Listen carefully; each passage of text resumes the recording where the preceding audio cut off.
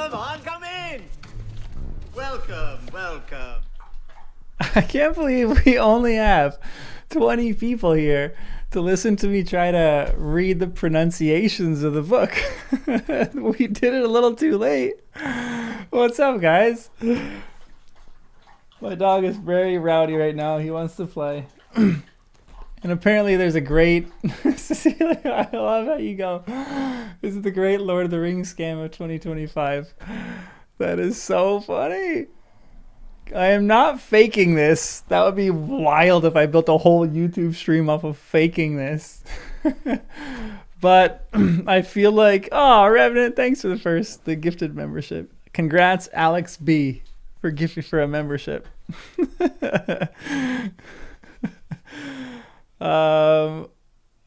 Pronunciation. So we're gonna learn how to pronounce words right now. I am maybe a smidge too late because we're already far in, but I feel like we have all of the gosh, there's a lot of this appendix. I didn't realize how long this appendix was. I thought it was gonna be like one page. And I thought it was gonna be easy, like, you know, this letter pronounces this, but it is almost 20 pages. I'm kind of excited too. It's gonna be fun. We're just gonna chill though. I'm just gonna read through some of this. I don't know if I'm gonna fully live read this because that would be wild. Maybe I will. Maybe I'll just completely and totally live read this. Because it's vowels, where to put the stress on words. Note writing the Fëanorian letters. It goes over the alphabet. I'm actually kind of pumped for this, but most of it's about the writing of Lord of the Rings. I would actually kind of be into that. Feel free to jump into the voice chat. Honestly, that's actually not a bad idea. Maybe we'll just do like a group call. The biggest thing is C is K when it's Elfish. But is that for everything in here? Like everything in the book is pronounced with a hard K? Any name? Well, how to write languages. So I'm going to learn how to write languages via this stream. Oh, this is going to be so fun. This is going to be so fun, guys. Yeah, I think the first little bit is going to be important. Then it just seems to go into like the just different alphabets. The Tengwar. I don't know what that is. Just tiny little text right there. There's no spoilers in this, right? Wait, does Appendix E have any spoilers? Like, I'm not even. I was initially joking about that, but I'm not. Are there spoilers in the Appendix E of how to pronounce words? Oh, Shattermelon, thanks for the $10. Remember, it's pronounced Aruman. Imagine if I've been saying Saruman the whole time wrong. It's really a silent S. Aruman. Okay, I hope there's no spoilers in here. That would be awful. This is gonna be over my head. The Angerthos. The Angerthos. I wish I had I think I have the whatchamacallit. I have the online version. I could probably just maximize it and we can go through it. Maybe, hold on. Do they have the appendix in this? Or is this just cold hard text? Appendix A. It does. So in case something goes wrong, I'll pull this up and then we can go through it together, guys. I can't believe I'm doing this. What an idea. Just talk about Lord of the Rings, but I figured might as well. I was thinking if I finish quick, which I probably won't, just playing Lord of the Rings online for like an hour. Or just making my character for that, because I'm kind of excited to make my character for Lord of the Rings online. Calicuria.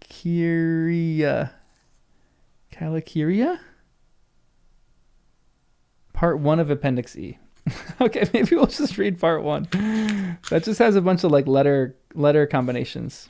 But I'm going to skim, at least, on the very least, I'm going to skim through the rest. Vowels, stress.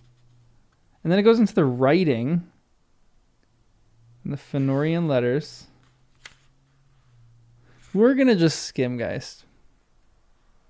I love that you stayed up for this. That is so great.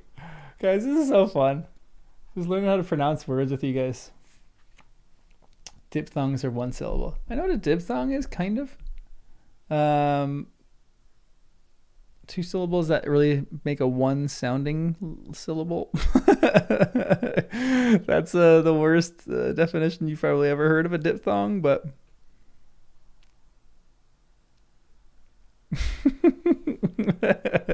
Nemo, this is like, yeah, this is making you salivate right now. This is like probably the most anticipated stream that you've ever had.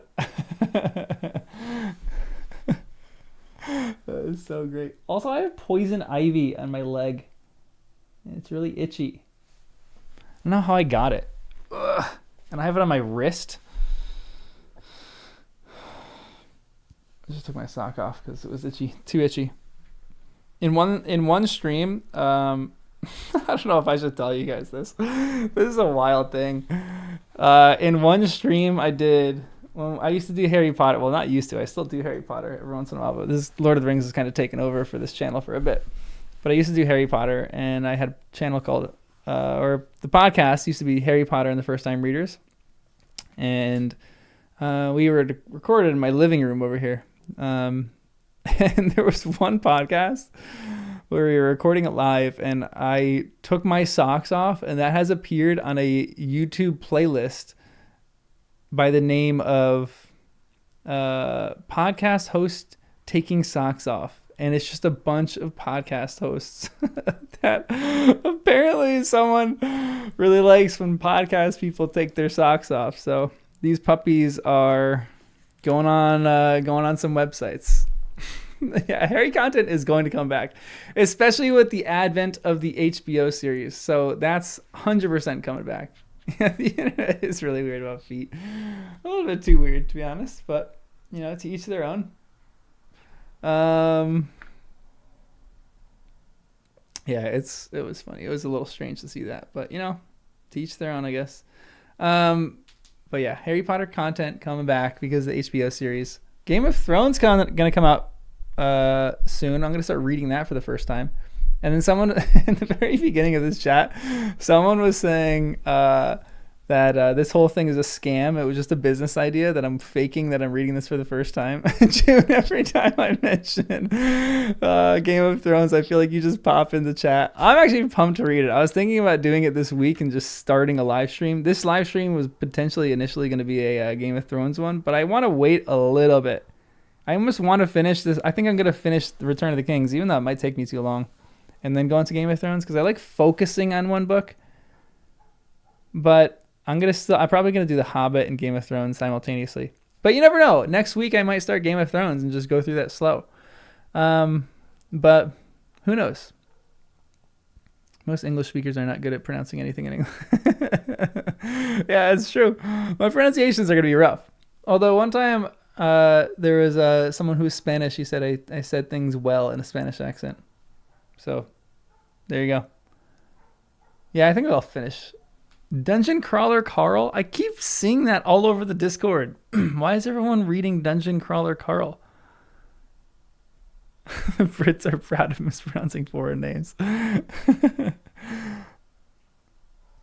Wait, Latin and Elvish languages only have 5? That's incredible. I love that. So it's going to be perfect. We're going to be cruising right now. But yeah, I'm still debating when I'm going to do when I'm going to do the Game of Thrones series, and just some of these other books that I'll do. But Harry Potter, I filtered a few Harry Potter things into the channel, but I'll probably start doing a bit more as the series kind of grows in anticipation. I'll probably read and analyze the book. I'm on the, I have it right on my desk actually. This is the copy I'm annotating. And I mean, I've read that 20 times. Everyone, by the way, I am not faking that I've read that I've never read Lord of the Rings. I promise you. I think the best indication that I'm not faking that is my reactions are very genuine when I'm doing a live read. Like, if you watch me when Sam put the ring on, I don't think that was a forged reaction, because I am not a good actor.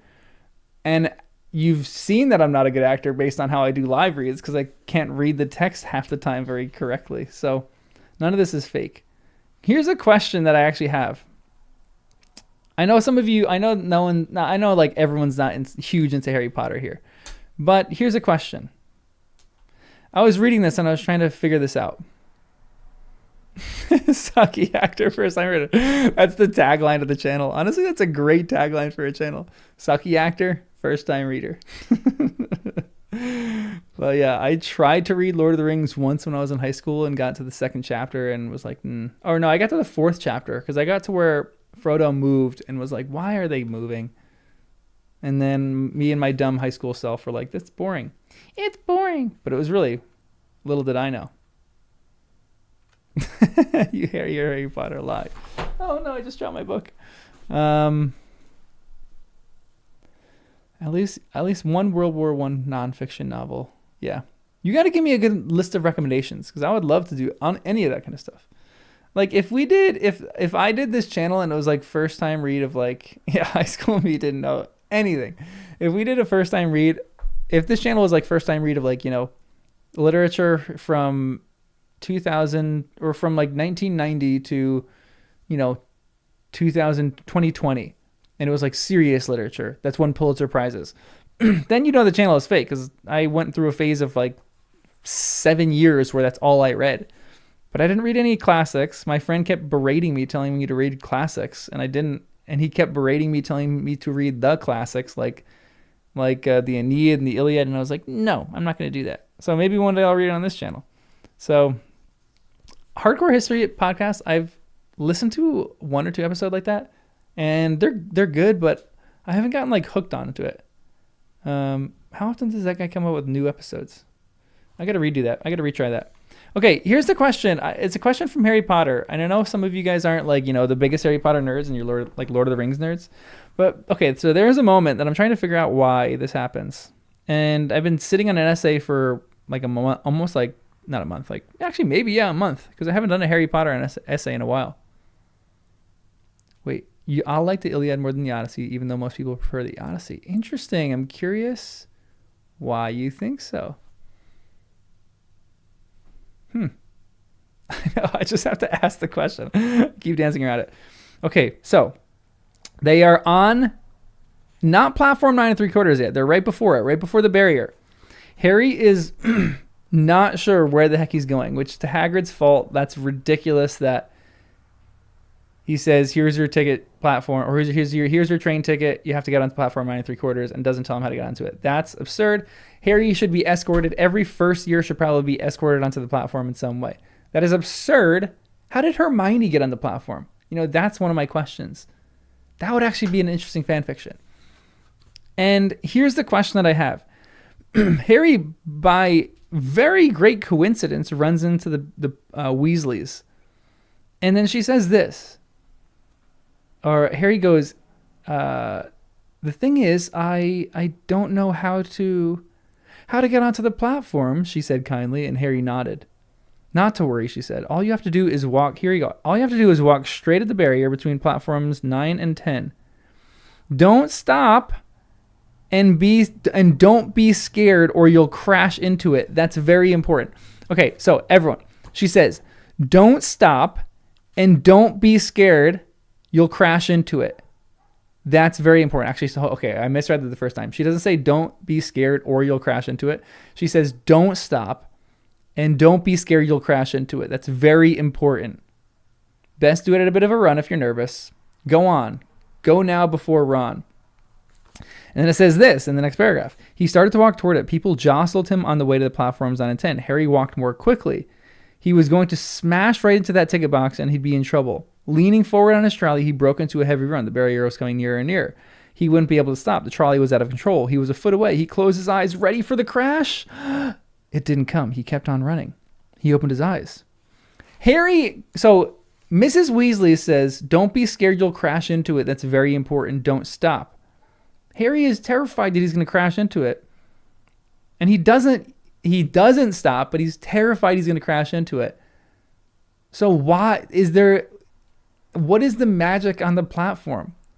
Sorry, this is a total beginning. We're going to read Appendix E. I don't know how scintillating that content is going to be, but this is my question. How is it necessary that you run into the platform with confidence? What is she saying by saying don't stop and don't be scared you'll crash into it?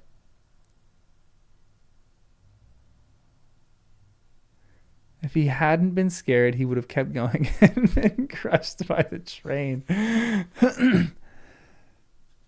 It's not necessary. Lana, are you saying that she's kind of teaching Harry something that they're just teaching confidence?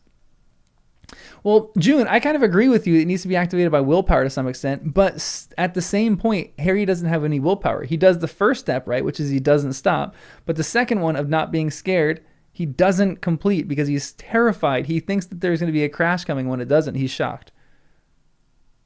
Yeah, it's a thing that adults say to children. Okay, fine. That's the answer. We're done. Honestly, that is the answer probably. It's just like an adult saying. He needs momentum, physical and metaphorical. Harry was built different. Yeah, probably just to create a fun moment. Yeah, I'm kind of with you on that. Well, not that I think that like she thought that if he was scared, he'll stop. But there's like maybe an indication in the text that I feel like that. Like if he went through the platform and he was nervous, he was going to go through the platform, wouldn't the platform stop him?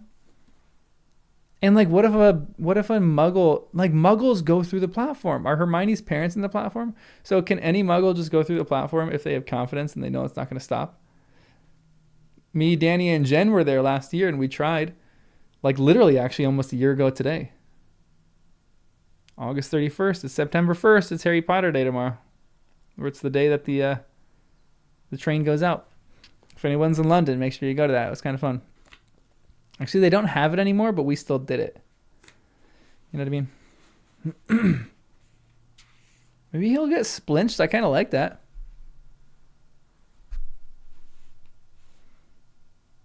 He's scared he may veer off, which may create a scene. Honestly, that's a good point too. The portal only works if you believe it will. But it's okay if you're scared it won't. So I guess the actions, maybe that lesson is actions are more important than words. Because Harry ran, but even though his thoughts were terrified, he still ran. So I guess that's confidence to some extent. Read and find out. Curtis, that's great. Okay, I'm going to read some of Appendix E. I don't know if I'm going to do the whole thing, but I need to learn how to pronounce words because I've been botching certain things. And I hate to break it to you, but I actually think me reading this isn't going to do that much for me. It'll probably do a little bit for me, but it won't do that much. Because everyone knows I still can't read. And even though I'll have this all in my head, I feel like I need to study this. I know. Honestly, for Harry Potter, I am on my like 20th read. Maybe even more than that, to be honest. I was listening to it in the car ride down to vacation. I was listening to the 5th one. Just because it's fun. First 2 pages are what we want. Okay. Yeah, I probably have to refer back to this. But at the same point, when I do live reads, maybe I should just tear the appendix out. Or someone has to have had created a poster for Appendix E. So I can post it on my door right there. And anytime that I'm reading, I just look up at my door rather than flip to the back of the book. And I say, oh, the CH makes the sound heard like in Bach. All right, everyone, get ready for the scintillating content of Appendix E. Writing and spelling. And then we're going to just chill for a little bit. This isn't going to be like a crazy all out, cool stream. This is just going to be let's chill and chat about Lord of the Rings and other fun things, Just create nicknames for everyone. Yeah, honestly, that's not a bad idea. All right, writing and spelling. The pronunciation of words and names. I can't believe I'm literally doing this. This is so funny to me. The Westron, okay, so Westron or common speech has been entirely translated into English equivalents. What does he mean by that? So the common speech of Middle Earth has been translated into English equivalents. That he's done that work? Or he's discovered that work? Who knows? All Hobbit names and special words are intended to be pronounced accordingly. For example, Bolger has G as in bulge, and Matham rhymes with fathom. I nailed both of those words. Tolkien is a translator. So Tolkien essentially is the one that's saying that he's translating this work. Every time you read in English, it was originally Westron. Interesting. That's like such a cool way to build yourself up as an author. You say, oh, I just happened to come across this text and I just translated it. It's actually kind of cool. Bolger and Matham, as in fathom. So that's easy because it's like just normal English. In transcribing the ancient scripts, that's so cool that he just calls himself like this translator. It's like a religion. Lord of the Rings is our religion, guys.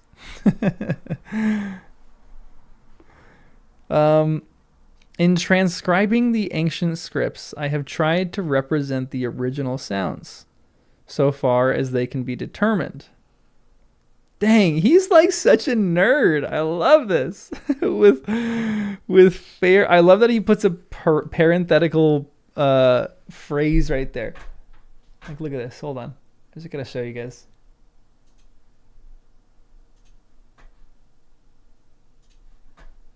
I mean, you guys are probably reading with me, but look at this. Look at this nerdy guy. In transcribing the ancient scripts, I have tried to represent the original sounds, so far as they can be determined, with fair accuracy, and at the same time to produce words and names that do not look uncouth in modern letters. Oh, what a guy. I love this. Oh, this is so cool. So in Tolkien's lore, he found these books. So they were written by Bilbo, Frodo, and then edited by Sam and Elanor. Who's Elanor? Don't tell me. Just write Rafo. Yeah, you could definitely tell this is his real passion. Tolkien acts like he's translating a work he found, like Joseph Smith style. Anybody know the story for that? Sorry if you're Mormon. I mean, any of these ancient religious texts, translation is like the biggest issue in them. There's so many interesting facts with translation. There's so many different camps too. So interesting. I like so Tolkien is essentially saying he came across these texts. So is Elanor the person who wrote the Silmarillion then? I'm curious about that. He just found like an ancient, like Josephus. He just found like an ancient historian and just found that work and then translated it. That's such a cool way to write. It really connects the world so well. It's actually so fun.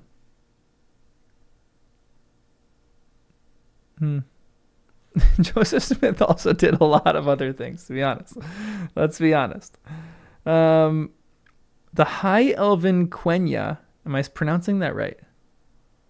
Quenya has been spelt as much like Latin as it sounds aloud.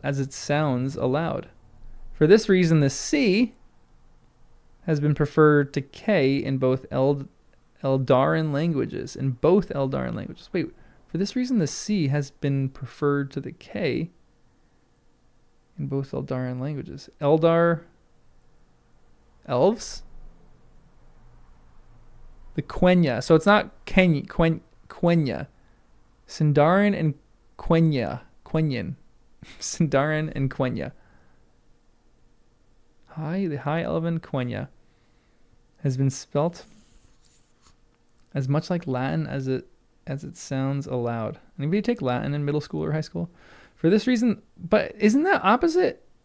This reason the C has been preferred to the K in both Eldarin languages. What is he saying there? Because that's opposite of what everyone's told me. Everyone said the Quenya prefers the K rather than the C. Or is he talking about that's in Latin, that they prefer the C rather than the K? K doesn't exist in Latin. Gotcha. Okay, that makes sense now.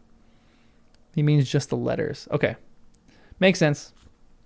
The following points may be observed by those who are interested in such details.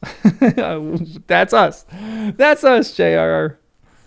C has always the value of K even before E and I. So just no matter where you are, C has a value of K. Keleb, silver, should be pronounced as Keleb. Celeb, so celeb or celeb. Silver should be pronounced as Keleb or Caleb. There's no accent mark, so I don't know where the accent is. Keleb? Keleb. So C's are K's. I knew that. Kind of knew that. I feel like I got better in that. CH is only used to represent the sound heard in Bach in German or Welsh. Keleb, not Caleb. Okay, good to know. There's a section about syllable stress. Interesting. Okay, I know everyone's anxiously anticipating that. CH is only used to represent the sound heard in Bach in German or Welsh.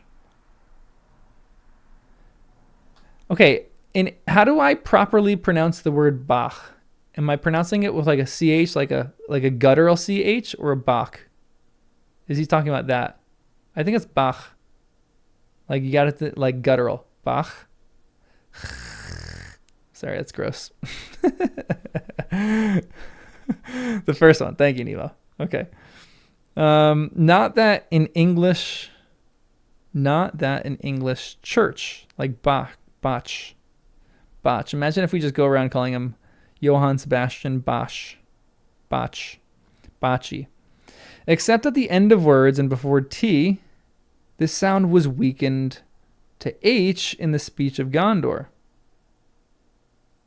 And that change has been recognized in a few names. Wait. Is he saying you pronounce Rohan like Rohan?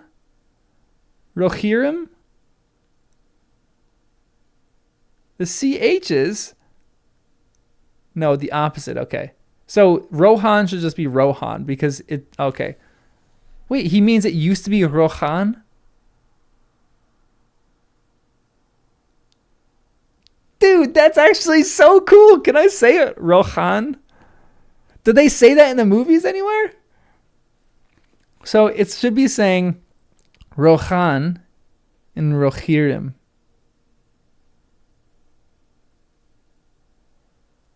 Gondorians do speak Elvish somewhat differently. Both versions are correct. I like that this is making you happy. Yeah, linguistic evolution, that's true. But should I say it... June, we know how I feel about French. Should I say it like the old people do? Or should I say it like the modern equivalent is? Like Rohan? Should I say Rohan? Or who here, by a show of hands, who here says Rohan? Because that just feels cooler.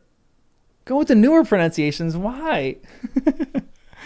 Yeah, that's when you show off. That's like one of my biggest pet peeves is when I'm watching a cooking show and someone is like trying to sound all like, spiff and modern or like spiff and like with the language, and they pronounce like spaghetti like spaghetti, like somehow an Italian would. I'm like, no, you're like a blonde from like Idaho. Say it spaghetti like the rest of us.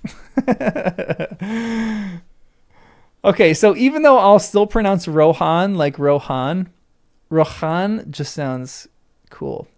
I'm going to drop that every once in a while and as part of this. These are great trivia and party things. I'm going to just, this is great. These are just party facts. I'm going to just come to a party and just kind of saunter on in and go, Do you know they used to pronounce Rohan like Rohan? Honestly, it just feels good saying Rohan and Rohirrim. Imrahil. Imrahil is a Númenórean name. Imrahil. But I can still... Wait, is a Númenórean name. So because it's a Númenórean name, then do you say it Imrahil or just Imrahil? Because it has that ancient tradition to it. So would this still be like, in modern day, we would say this as Imrahil? Just say the Imrahil. Okay, bummer. That's boring. It didn't evolve from... Oh, okay. So that makes sense. It didn't evolve from the... Because, okay, that only is Gondorian. It was not Númenórean. Okay, that's interesting. Honestly, we're only on CH and we have a lot more to go, but this is... I'm already having a great time. This is great. Okay. DH represents the voiced soft TH of English these clothes. Is it like a what is that? A deltal?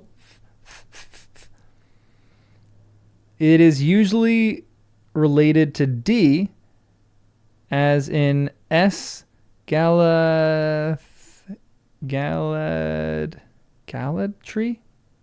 or S as in S Sindarin. So does the S mean Sindarin right there?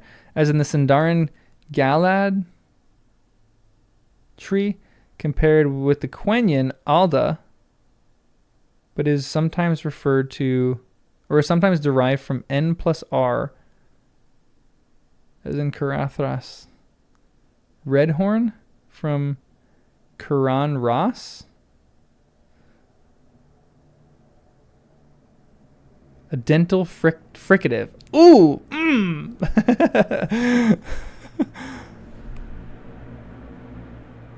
Anybody hear that? Just sounded like the world was ending for a second. I think that was just a bunch of motorcycles going down the highway that's right next to my house. Or that was a plane landing on the highway. Whatever that was loud.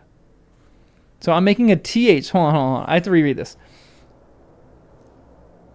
Are there fighter jets going down this highway? Does anybody else hear that?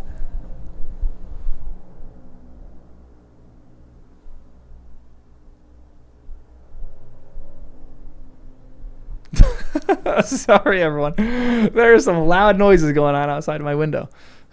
Okay, hold on. The DH is like a TH. But it's fallen because I wouldn't say Alda like Alpha. Or he's saying in the Quenyan, I would still pronounce a D like a TH. It is usually related to D, as in the Sindarin Galath tree. So Galath is tree in Sindarin compared with the Quenyan. And okay, first or second, would it be Alda in Quenya or Altha?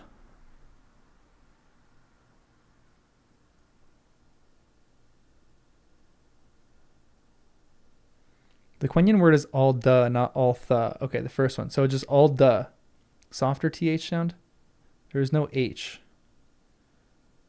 So Galath. So the Sindarin for tree is Galath. Galath. Am I getting that right? Galath. Compared to the Kundaran Alda. But it's sometimes derived from N plus R?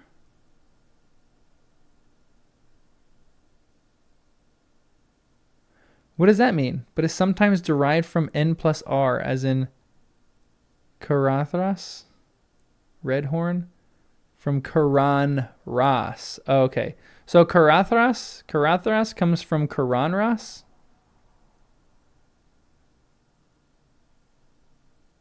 Voice TH. Wait, I'm saying Galath. It's Galad? Galad? You're saying the TH in thin, but it should be the TH in these. Oh, okay. I thought it was in the TH like in clothes. Clothes. These. Galav.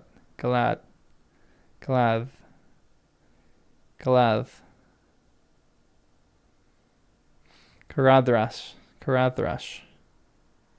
Softer. Okay, we're gonna work on that.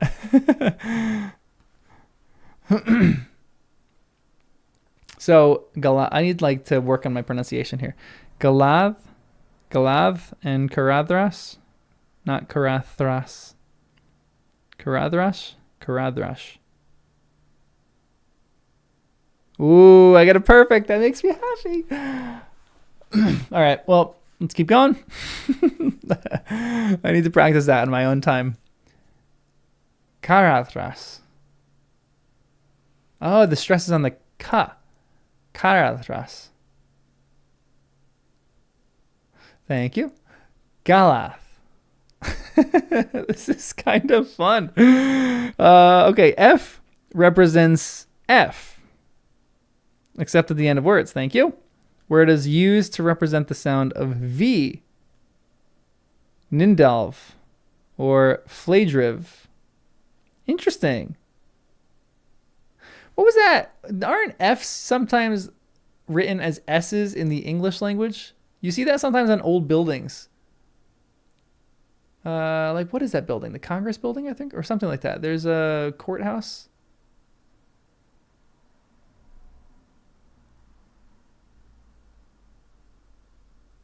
Say TH like you're disgusted rather than smiling. Honestly, it's probably good. Karathras. Yeah, maybe I'm talking to the old SH. Yeah, I think you're right, Nemo. I think it's the SH. Or maybe it was just the long S that looked like an F. Probably that. I'm probably thinking more of that. Maybe. Okay, so F at the end of a word is a V. That's easy. I can do that.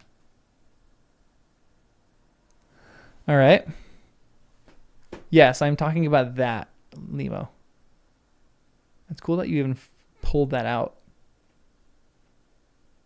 It was just an old way of writing S. It's a cool way of writing S. I wish we had that again. You know what I kind of love in our modern way of writing is I just blanked on the word. Not dipthongs, but what are in some fonts 2 letters combine into one, or they don't combine into one, but they like. It's usually an F and I. It's usually an F and an I, or 2 Fs. Ligature. Thank you. Beautiful. That's what I'm looking for. Mordor is pronounced like Cleveland. Could you imagine that? I've been mispronouncing Mordor the whole time. Ligature. Yes. Thank you. But still, it's a cool thing to look at. I kind of like it. Because yeah, sometimes when I write if I write like find, I put my F, or I dot my I with the head of the F. Fun stuff. G has only the sound of G in give, get. Oh, so there's no such thing as a soft G in Sindarin and Quenya?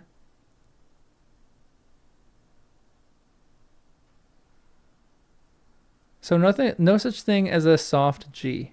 Interesting. What's up, Ryan? Ryan, glad you made it for this scintillating stream. So Gildor, Gilrain, Osgiliath. It's not Osgiliath. Or Gildor. Or Gilrain. So everything is a hard G. That's easy. Okay. H, standing alone with no other consonant, has the sound of H. Wait, H standing alone with no other consonant has the sound of H in house or behold. The Quenya combination of HT has the sound of CHT, as in the German echt or acht. Ooh, that's fun. In the name, okay, let's see if I can do this. CHT, wait, the HT. Telumechar. Telumechtar. Echt. Telumechar. That's kind of tough. Hold on. Telumechar. Telumechtar. Orion? So that's actually crazy. Seeing that is like wild because Orion is part of our solar system, and this is just, it's different from Bach. It's softer. Close enough. Telumechar. Telumechtar. There's a T. Ich. Nich. Okay, that helps a little bit. Hold on. Let's see if I can do this. Telumechtar. Ich. Telumechtar. I'm English. I'm American English. I can't pronounce these words. See also CH, DH, L, R, TH, W, and Y. Okay, we're getting there. I know, that's cool. That same constellations. It's just the world before our own world. Okay, we're getting there, guys. I cannot believe there's 64 people right now watching me read Appendix E of The Lord of the Rings. That makes me so happy. That's so funny. Okay, I. We're on the letter I. There was a minor character in the Silmarillion named Elmo. I can't wait till I get to him and learn all about him. I. Initially before another vowel has the consonantal sound of Y in you or your in Sindarin only. How do I know the difference between Sindarin and Quenya when they come up? As in Yorith and Yarwain? Yarwain? Is it, so it's not Yarwain, it's Yarwain. Quenya is much less common than Sindarin. Okay. So anytime I see an I at the beginning, it's like a Y before a vowel. Oh, before a vowel. So Yorith. So it's Yorith, not Iorith. Yarwain and Yorith. Okay, that's easy enough. I could do that. Yorith and Yarwain. K is used in names drawn from other than Elvish languages. Wait, K is used in names drawn from other than Elvish languages with the same value as C. KH thus represents the same sound as CH in Orcish.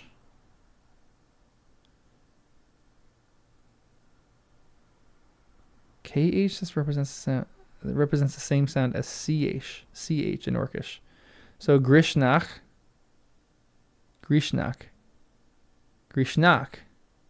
or Aduniach,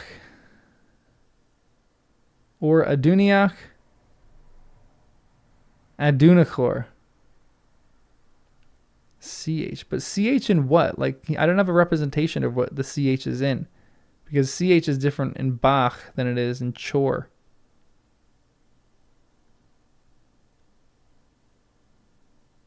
Means the CH from above. Duh, I'm an idiot. Okay, hold on. The CH from above. Oh, it is the ch, the Bach sound. So Grishnach. Or Adunachor. Or Grishnach. On Dwarvish Kuzdul, see note below. Okay. Where's the note below?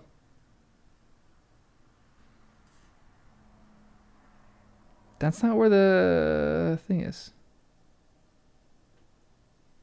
I'll probably get to the note in a second.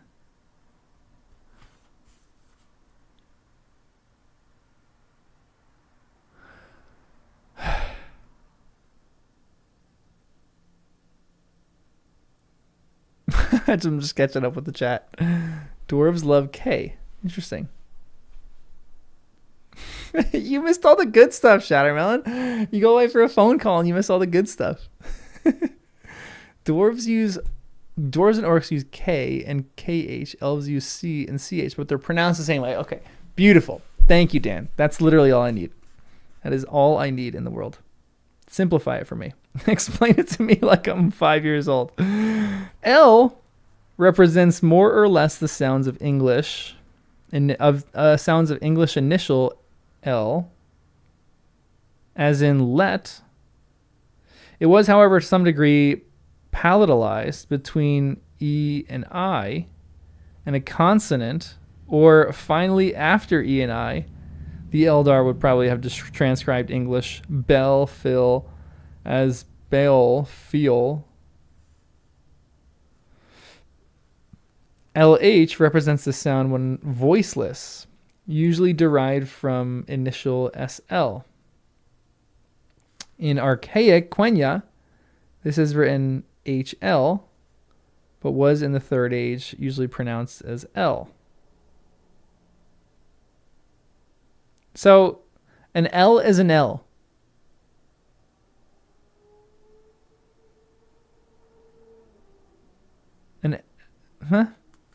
This one doesn't make any sense because it's just Tolkien. I like that you're going into this detail, but an L is an L. Okay, good. An L is an L. All right, we're squared away on that one.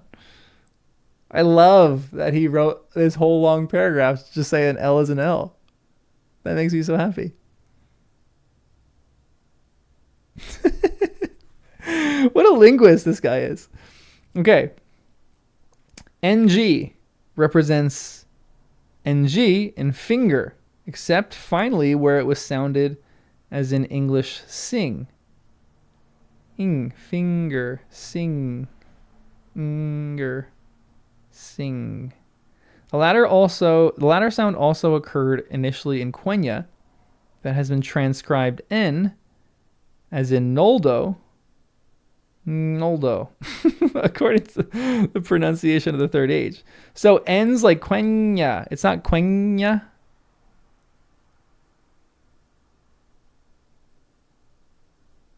Tolkien is English pronounced. Yeah, I'm curious how you would pronounce Tolkien's name after reading all this. Ngolders. Normal N. So an N means an N in this one as well? Or is this one saying an N is like Quenya? Like an NG.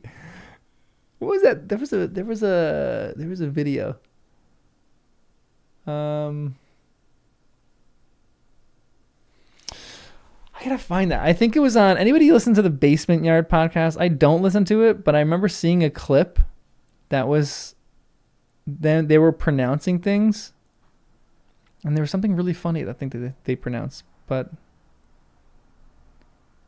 lasagna. That's what it was. They were talking about lasagna. And the one guy goes, no, the G's not silent in lasagna. And then the other guy goes, okay, where is it then? And he goes, lasagna. And he tries to pronounce the G. It was really funny. Anyway, on another note, so this is saying the NG is essentially the N. Am I wrong on that? The NG is just the N, right? All N are not NG. Tolkien is saying that the words that start with the sound NG are written without note with an initial N instead. Interesting. Okay, that helps. It's a palatal sound. Fingnor.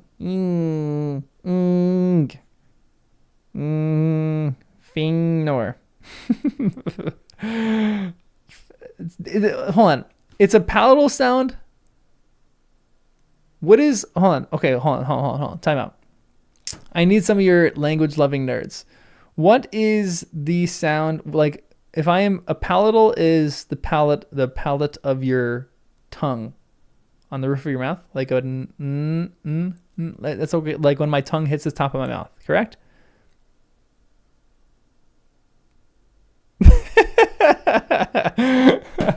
Tolkien rants, welcome.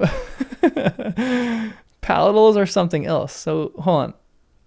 The what is that sound? What is the word? I knew all this at one point because we were talking about the GN. The N is a nasal sound. Okay. Then So is that, hold on. It's not talking about every NG, or it's not talking about every N in Elvish or in Sindarin or Quenya is an NG, right? Or is it saying that every N... Hold on, I should just reread this. What am I doing? Or is something in English sing? The latter sound also occurred initially in Quenya, but has been transcribed N as according to the pronunciation of the third age. So in Sindarin, which is, the more common one, obviously, is that saying that this is only in Quenya, or this was happening in Sindarin as well? So in Quenya, Noldors. How do I say that? Noldors? Noldors. But by the time of Quenya, initial NG became N. Okay, that helps. Sorry, Nemo. Yeah, if I miss something, just copy paste it and just do it in all caps. Fëanor actually picked his friends behind how they pronounce things. Is that true? I don't know if that's true or not. Yeah, no Fëanor spoilers. Or Fëanor. So it's not Fëanor, right? It's Fëanor. But is that like more nasally? Or is that only at the beginning? Fëanor.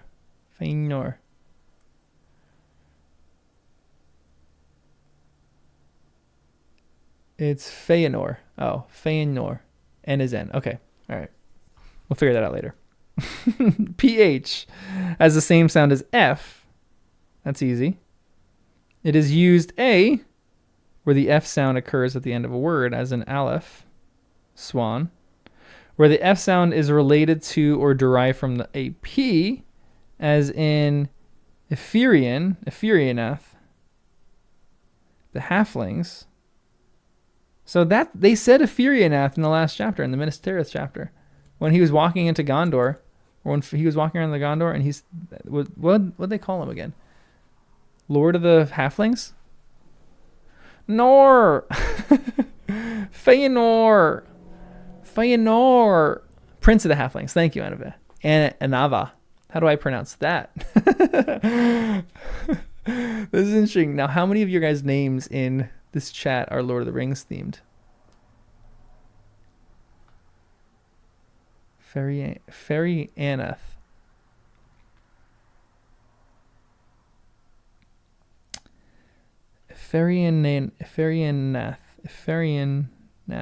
halflings.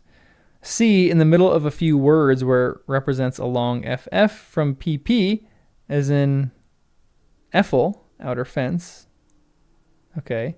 And D, and in Adunak and Westron, as in our Pharazon. Pharazon means gold. Interesting. Okay. That one's not hard. A PH is just an F. A QU. Oh, there you go. I didn't know Quenya. I thought it could be pronounced Quenya, but it's Quenya.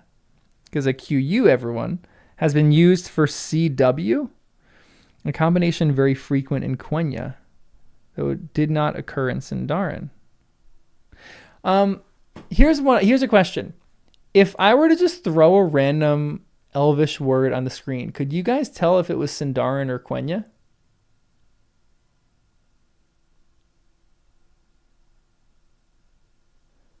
Shatter Malone.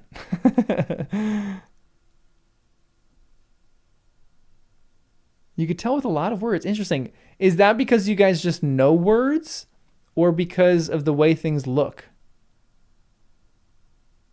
Are there more accent marks on Quenya than there is on Sindarin? Quenya words more likely to end in vowels. Interesting. Oh, interesting. They have predictable differences. I'm curious what they would look like. If I look this up, this wouldn't be a spoiler. If I look up, give me a question. I can't even type because my keyboard's too far away. I was going to say, give me a sentence. Can someone copy paste a sentence in Quenya and then copy paste a sentence in Sindarin? Just write S and Q by it. Because I'm curious what they look like. Finnish and Latin versus Welsh. Interesting. They look considerably different. Okay.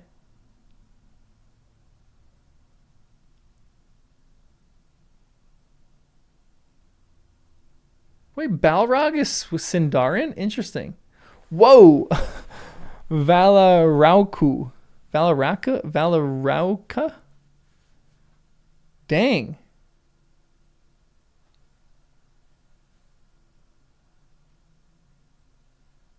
Man, that's a wild word right there.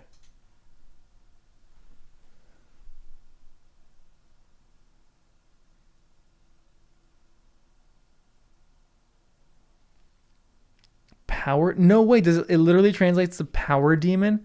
That is incredible.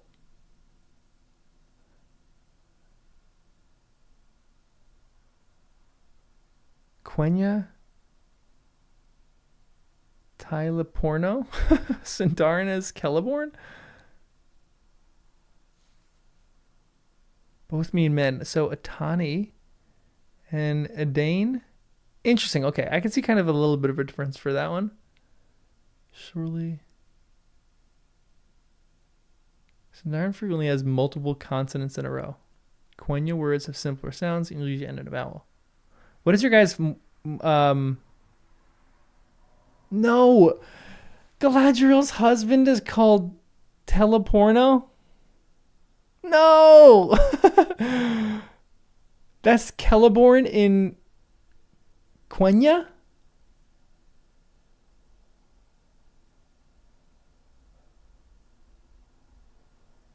That's sad. Everyone rest in peace to Celeborn for his name. I'm going to stick with Celeborn. Teleporno. Telep? I'm going to put a space between telep or no. Telep or no. I'm going to make sure I really make the P at the beginning or at the end of telep or no. Quenya and Sindarin are each descended from the same ancestor language. Okay, so I'm glad he's not a Quenya speaker. Does anybody speak Quenya in Middle-earth? Does Galadriel speak Quenya? How much older is Galadriel than Celeborn? Or Telepor? No.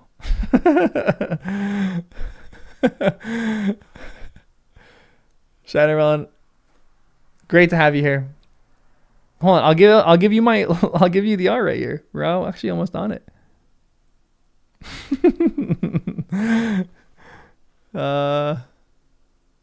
Besides Nemo, does anybody in the Middle Earth? Elrond does. Does Galadriel's song to the company was in Quenya? So very few people in Middle Earth right now speak Quenya. It's the same root as the word Fangorn. Oh, interesting. Huh. That's cool. What does Fangorn mean again? What does Fangorn mean again? Quenya is spoken in Valinor. So when all the elves go over to Valinor, are they all... I know it's... Oh, it means tree beater. Interesting. Okay. That's cool. So when all the elves go back to Valinor, are they going to be screwed because they're not going to know the language? Or do they just get magically infused with the language? Aragorn knows Quenya? No way. What a G. That's incredible. Do they all study it? I'm sure elves probably study it, but they just speak Sindarin. Okay, so if they like languages, then they all just know it. But they probably just speak it. They don't speak it that often.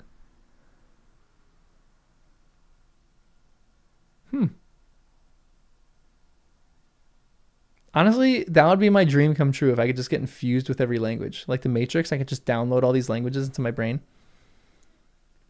What do you guys think is the most beautiful language ever spoken? And then what's the most beautiful written? Honestly, Arabic might be one of the most beautiful written. Beautifully written. I think it's just such an elegant looking language. Spoken? I don't know.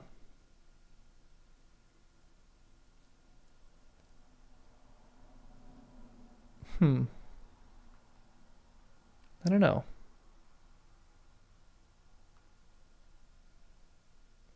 Have I got my chat set to all messages? Hold on. I don't think so. Why am I going to see some bad stuff? I think I just exited out of my browser. Where the heck did it go? Oh, there it is. There it is.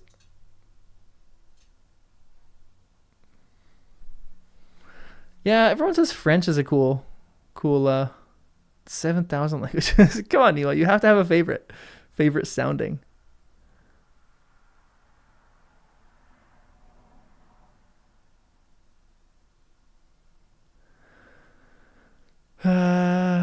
Ooh, yeah, honestly, Korean, I'm the same as you. I actually kind of love the sound of Japanese. And like a fast speaking Italian, it just sounds cool too. Cornish for swearing Italian. Ooh, that's actually, I feel like for swearing German would be the most satisfying, because I feel like every word sounds like a swear word in German.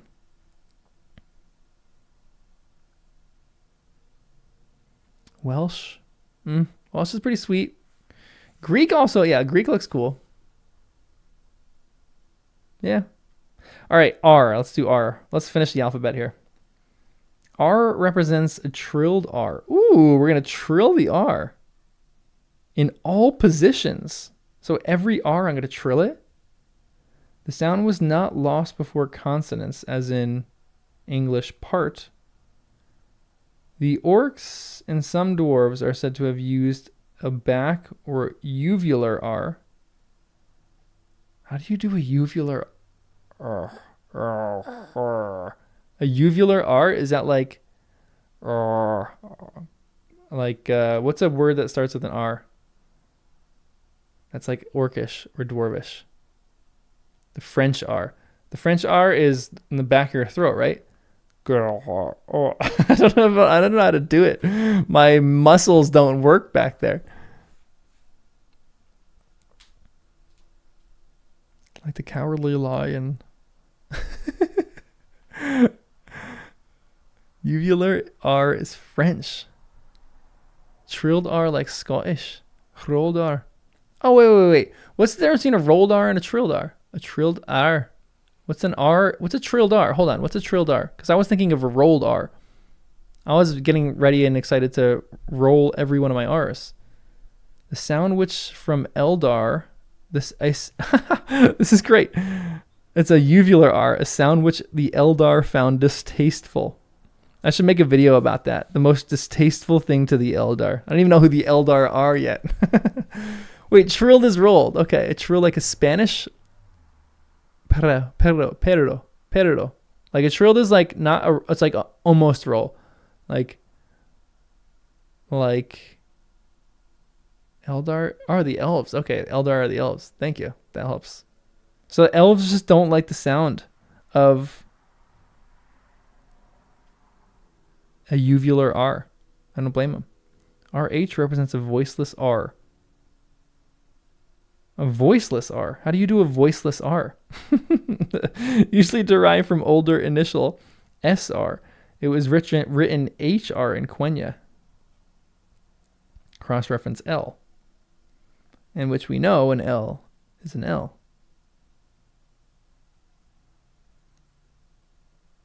Just do an R, but don't use your vocal cords. Wait.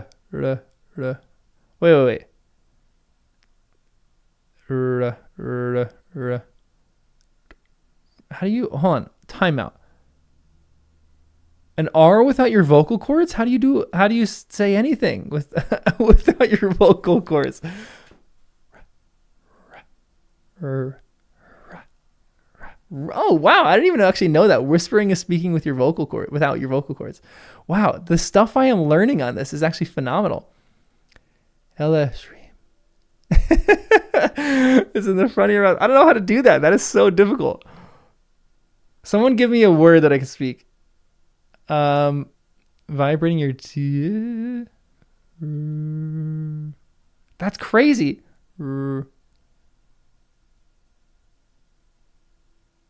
Yeah, I love how many nerds are in this chat helping me out, guys. I love that there's 56 people just literally coming and helping me pronounce these words. This is...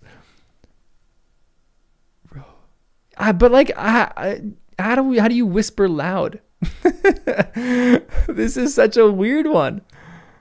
This is why you say pat versus bat. It sounds the same while whispering.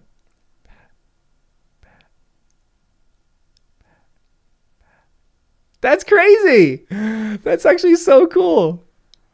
This is wild. I didn't know there was a voiced versus voiceless distinction. That is so interesting. This is someone said this is in Irish or Scottish. There's a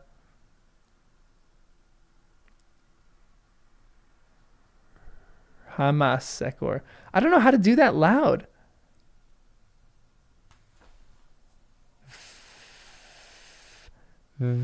Oh, that's crazy. That's so cool. So, but how do you do that with R? How do you do that with an R? That's crazy. Hold on. Time out. How do you do a voiceless R?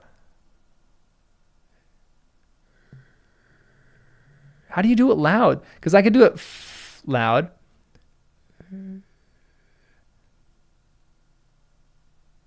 Purring. But purring makes my Adam's apple vibrate. Hold on. I need to hear this. Voice. My chair's gonna fall over right now. You're gonna watch me on stream fall over.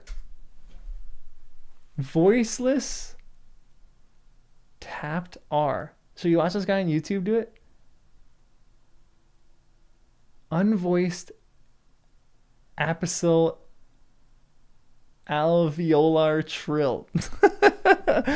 Hold on 1 second, everyone. Wait, start with an H and say Hrana. Oh, that actually helps. Hrana.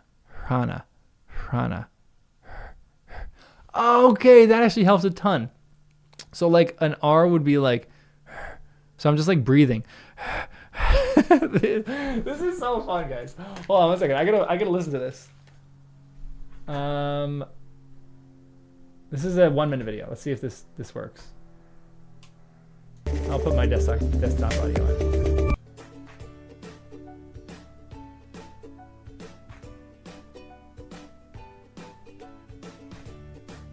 Is it not gonna show me how to say it? It's just gonna play music.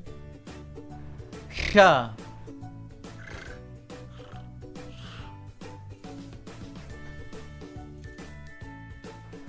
Ja. Ja. Is that right? Krchar. All right. Well, I don't know what that was. They're not even R's. Oh, there we go. Hragvir. Hragvir. Weird. Guys, I don't know. As a P fan, we haven't even gone to the P yet. No, we got to the P. PH. So the RH makes more sense for me. The RH. Oh, enjoy ice cream, Joe. That sounds phenomenal. It is an ice cream night by me. Maybe I'm gonna go do that actually. Kind of sounds dreamy. 1 second, I gotta check a text. A text.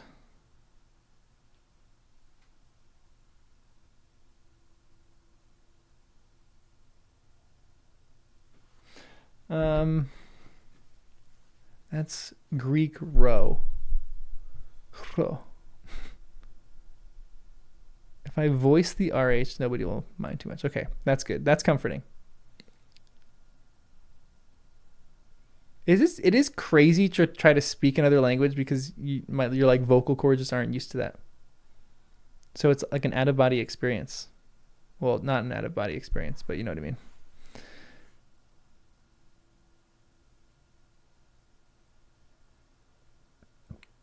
That tripled R was used in Rivendell in the movies? Mordor. That is actually true. In the very fires of Mordor, from whence it came. He actually says that like that. Wow, that's actually kind of interesting. Yeah, are there examples in the movies where they actually pronounce words correctly? Or are you guys furious because they don't pronounce anything correctly in the movies? I feel like they probably would do a good job with that. 'Tis a Balrog of Morgoth. Balrog of Morgoth. I'm just gonna roll every R now. Most of them are right. That's actually cool. Didn't they miss the pronunciations in Game of Thrones? Nemo, I think I remember you saying something about that. Like they didn't do the pronunciations right in Game of Thrones, but they did it right in House of Dragons or House of the Dragon. They had speech coaches. That's how you do it. Well done. So I'm sure they probably got most things right. Ooh, how do I say Isengard?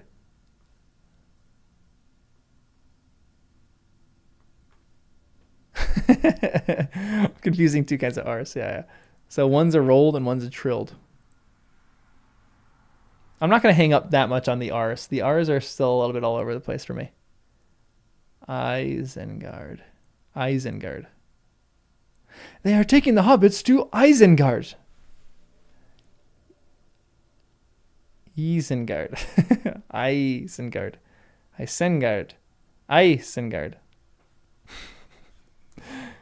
Wait. Isengard is Rohirric. It just sounds cool.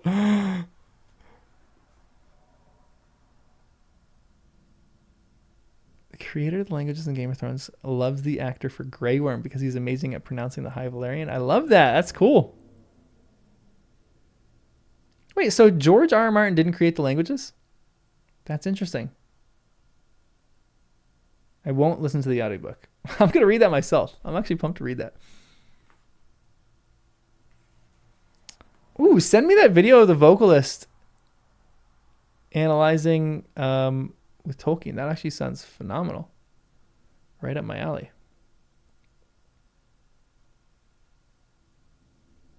Wow, that's actually interesting. Huh, that's cool. Okay, let's keep going. Otherwise, we're going to be here for 5 hours on this appendix, which wouldn't be the worst thing. There's probably worse things in the world. S. S is always voiceless. As in English, so. Geese. The Z sound did not occur in contemporary Quenya or Sindarin. SH occurred in Westron, Dwarvish, Orcish, represents sounds similar to SH in English. Okay, so that's easy. When is there a non-voiceless S?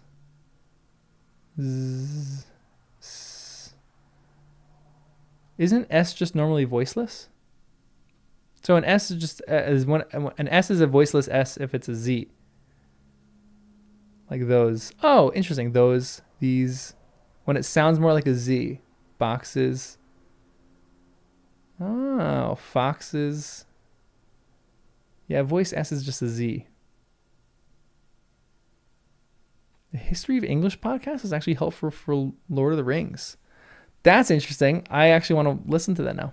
Like in resume. So anything that sounds like a Z. Okay, that's good. That's really helpful. TH represents the voiceless TH of English in thin cloth.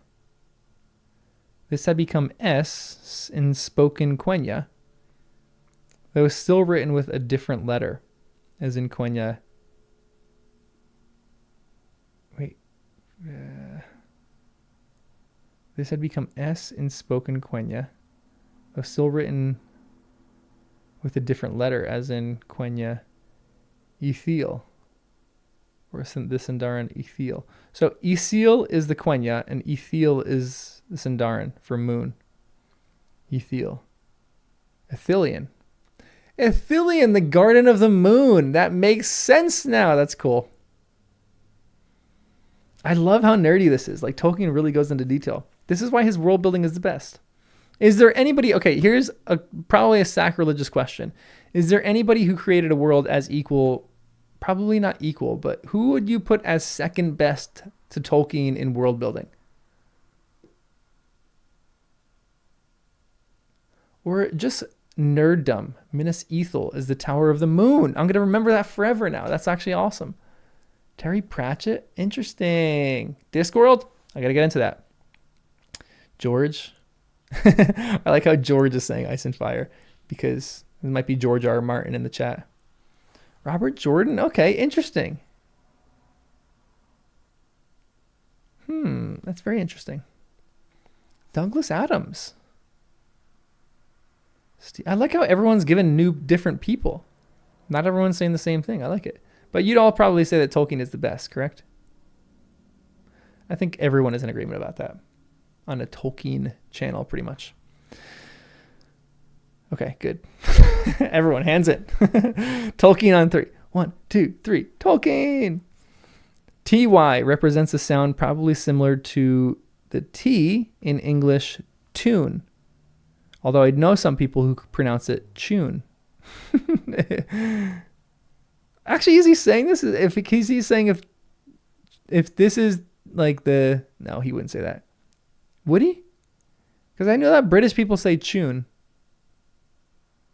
But American English, it's tune.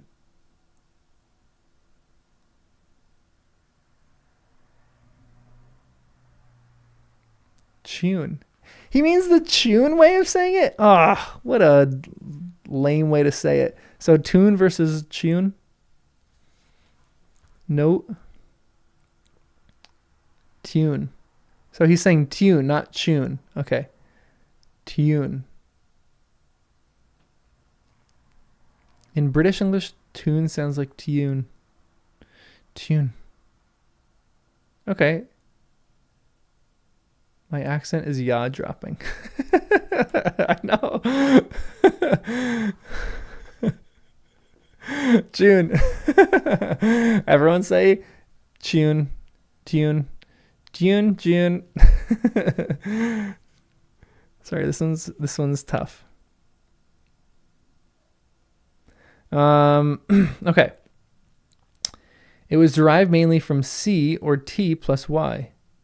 The sound of English CH, which was frequent in Westron, was usually substituted for it by speakers of that language. Cross-reference HY under Y.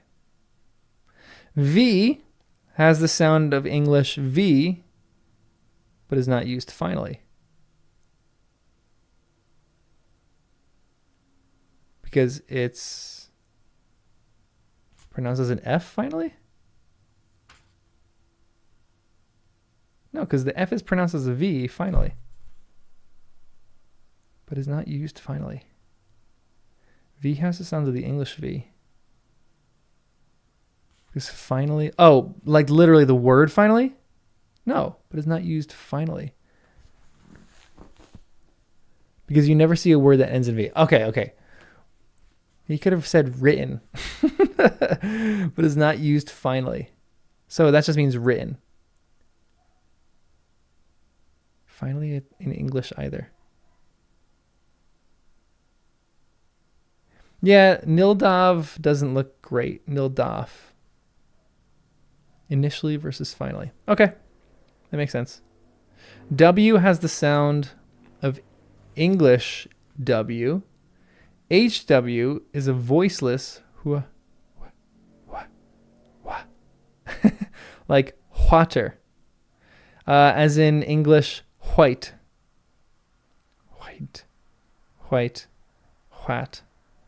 Northern pronunciation. It was not an uncommon initial sound in Quenya, though examples seem not to occur in this book. Both V and W are used in transcription of Quenya, in spite of the assimilation of its spelling to Latin, since the two sounds distinct in origin both occurred in the language. Okay. So HW is just a voice. Where is an HW in anything that we've said? What? Yeah. What? Cool whip. That's where it is. What? HW in wheel. Not in wheel. Interesting. This is so fascinating to me. Like, I'm not a linguist, but I still find this really fascinating. I took a few linguistics classes in college, but that was more like the theory. It wasn't really a linguistics class. I took a linguistics class from someone who believed not in teaching. They believed in, they wrote books on this. They believed in, what was it? and discussion oriented. He was something more, it sounded more complicated, like discussion oriented learning. So he would teach language classes, and he would not teach. He would essentially just like offer something up. So he taught a linguistics class, and we just essentially had discussions on linguistic theory, and we came to no conclusions because he didn't believe in conclusions. It actually wasn't a helpful class in any way because we would just sit in the class and talk about like weird things in linguistics. And at the end of the class, he would just go, I don't really know, guys. He's like, this is all kind of up for debate. I go, thank you. That didn't help. Anywho, back to this. Y, this is the last letter. Y is used in Quenya for the consonant Y, as in English U. In Sindarin, Y is a vowel, see below. HY has the same relation to Y as HY to W, and represents a sound like that often heard in the English hue, huge. H in Quenya, ite, eat, had the same sound. Ite, eat. The sound of English SH, which was common in Westron, was often substituted by speakers of that language. HY was usually derived from the SY and KHY. In both cases, related Sindarin words show initial H, as in Quenya, Hjarmen, south. In Sindarin, Harad.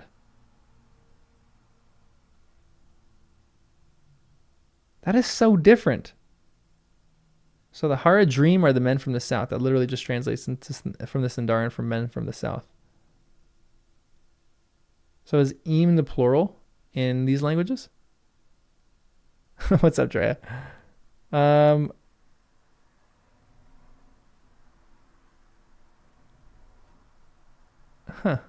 is the plural. Okay. So Haradrim is men from the south, or Southmen. Same thing. So HY is similar to German ich, which even some German accents substitute SH. Interesting.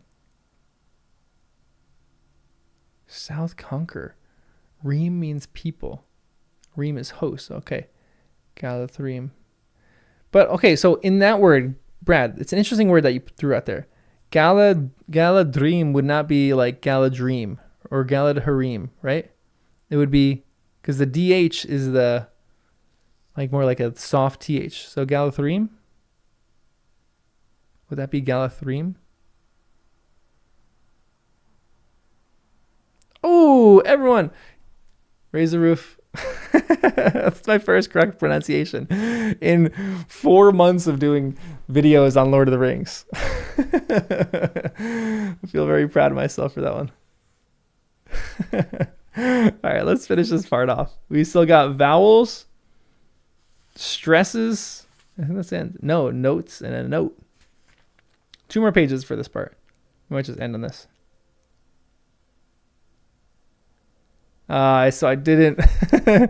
Galathream. The tree folk. Interesting. Latin stress and rules. Galathream.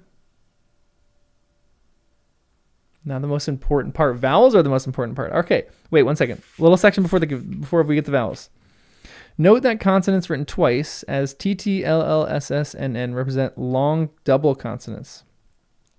At the end of words of more than one syllable, these were usually shortened, as in Rohan from Rohan, archaic, Rohand. In Sindarin, the combinations NG, ND, MB, which were specifically favored in the Eldarin languages, an earlier stage, suffered various changes. MB became M in all cases, but still counted as a long consonant for purposes of stress, see below, and is thus written MM in cases where otherwise the stress might be in doubt. As in Galadremin Enerath, tree-woven lands of Middle-earth. Remirath contains rem and mesh. NG remained unchanged except initially and finally where it became a simple nasal as in English sing. ND became NN, usually as an Anor, Middle Earth. Oh, Anor means Middle Earth. Interesting. Huh. Quenya, Endor, Endore. But remained ND at the end of a fully accented monosyllables such as thond, root, morthond, black root, and also before R as andros, long form, long foam. This ND is also seen in some ancient names derived from an older period such as Nargothrond, Gondolin, Beleriand. In the Third Age, finally ND in long words had become N from NN as an Athelian, Rohan, and Enorian. That was a lot of information. Whew. Sean, what's up, dude? Welcome to Pronunciations with John, where I'm still going to mispronounce everything. This is very difficult, I have to say. I feel like I need a class on this. There has to be a class somewhere in a college and in a university somewhere that is literally all about how you pronounce. And there has to be a class on literally Appendix E. There's a grad level class somewhere on Appendix E for how you speak Sindarin and Quenya. Accent marks always override. Well, we're not at accent marks yet. We're stresses. We're at vowels. Phonetics. Yeah, it's true. It's literally the ABCs of 500-page lecture for a course. I love that. Phonetics 101. Duolingo for this. Yeah, it's probably true. That's probably pretty basic. All right, let's get to vowels. For vowels, letter I, E, A, O, U. Wow, they didn't do A, E, I, O, U. They did I, E, A, O, U. Are used and in Sindarin only. Why? Okay, that's like English. As far as can be determined, the sounds represented by these letters, other than Y, were of a normal kind, though doubtless many local varieties escaped detection. That is, the sounds were approximately those represented by I, E, A, O, U in English. Machine were father for brute, irrespective of quantity.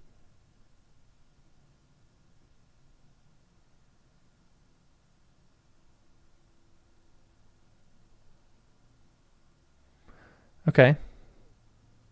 So vowels are vowels so far. Vowels are vowels.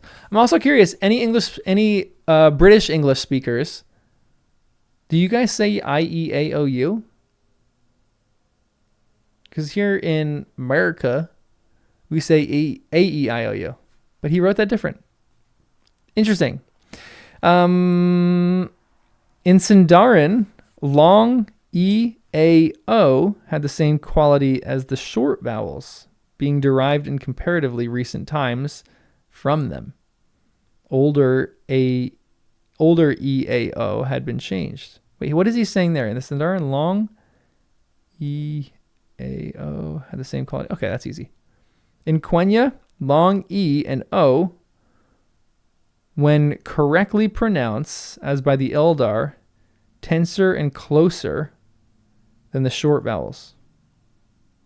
A fairly widespread pronunciation of long E and O as oo and oo, more or less in English say no. Both in Westron and the renderings of the Quenya names by Westron speakers, it is shown by spellings such as E-A or oo or other equivalents in contemporary scripts. But such pronunciations were regarded as incorrect or rustic. They were naturally usual in the Shire.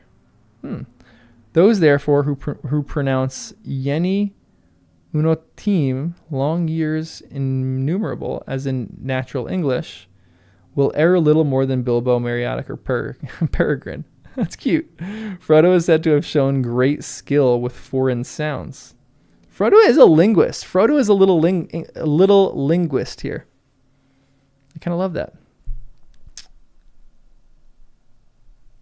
Because that's actually interesting too. This is a little cool insight on when he meets Gildor. Because when he meets Gildor and he starts speaking, what does he speak? He probably speaks Sindarin. And the elves are impressed with how he speaks because Frodo has a knack for linguistics.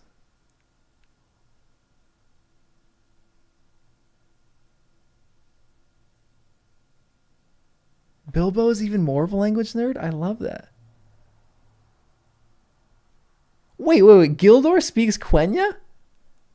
And so Frodo speaks Quenya too? That's actually crazy.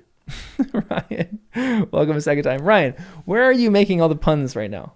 I guess not. There's not a lot of pun stuff in linguistics that we can do. He speaks Quenya? So Frodo speaks Quenya. He doesn't speak Sindarin? Gildor is a Noldor. Or a Noldor. Noldor.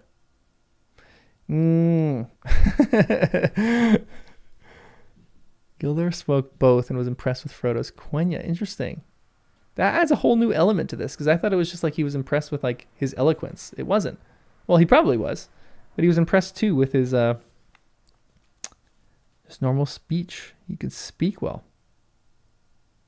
Sindarin alone, where am I? Hold on. Sindarin alone, among contemporary languages, possess the modified or fronted U more or less as ou in French lune. Am I saying that right?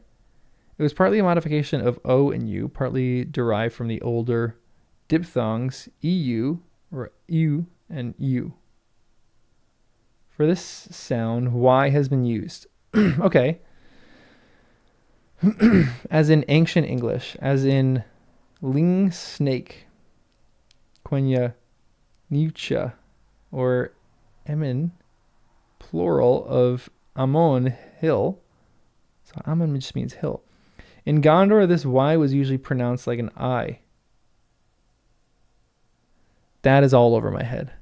So U is oo. Wait, U is, how do I say that? U. U. U.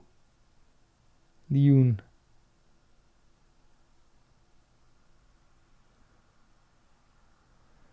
Amon Armath, Mount Doom. Interesting.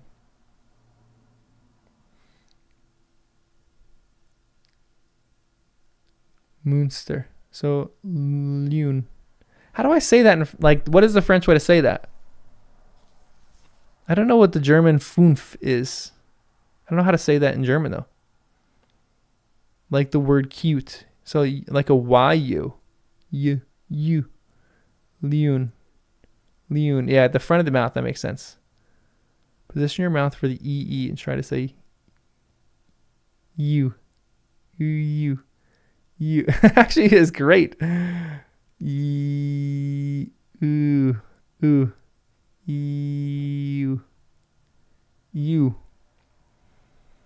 Yeah, I should just Google it. Fünf. That vowel is kind of hard. Hold on, what am I looking up? What is the actual thing that I should look up for this one? What did it say that was? Fünf pronunciation.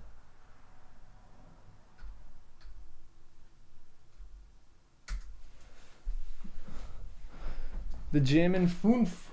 All right, let's see. 26-second video.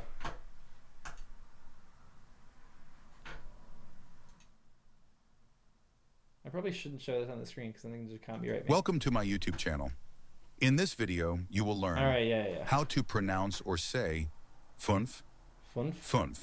Let's get started. Pronunciation. Fünf.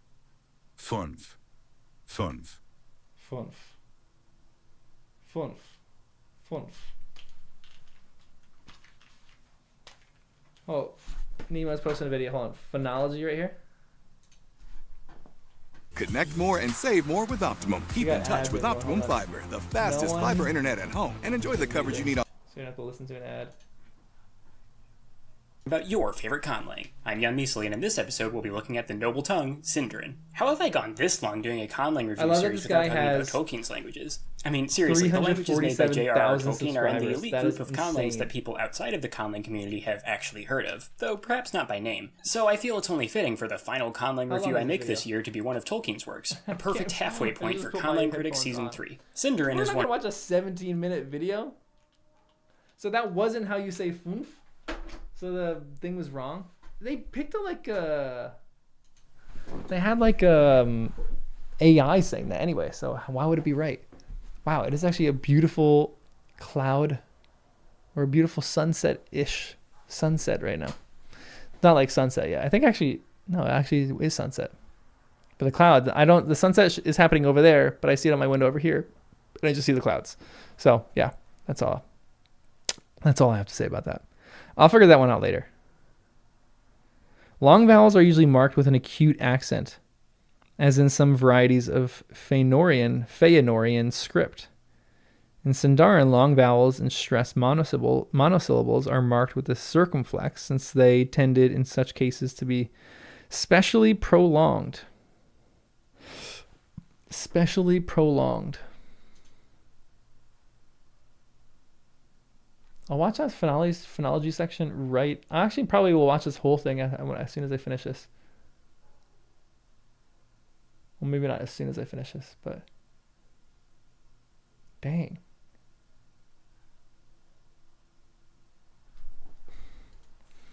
Book versus tune.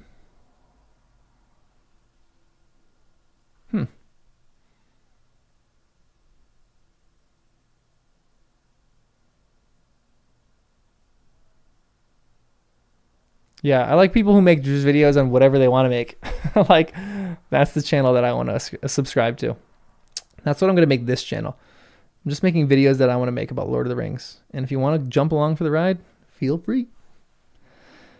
But that's even cooler. Like these, like deep nerd stuff. Love that. Funf. Listen to funf in Google Translate. Okay, is it actually correct in Google Translate? Because it wasn't correct in the YouTube.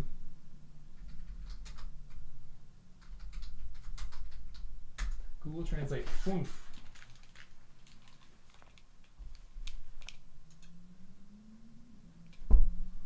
Funf. No. Go from German, not Portuguese. It's saying it's Portuguese. How do I go to German? German. German.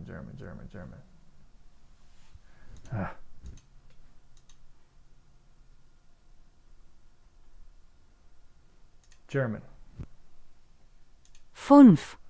Funf. Funf.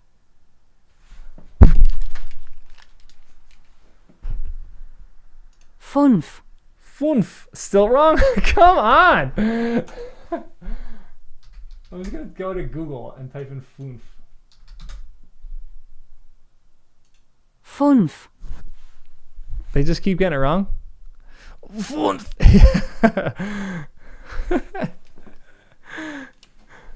Furen?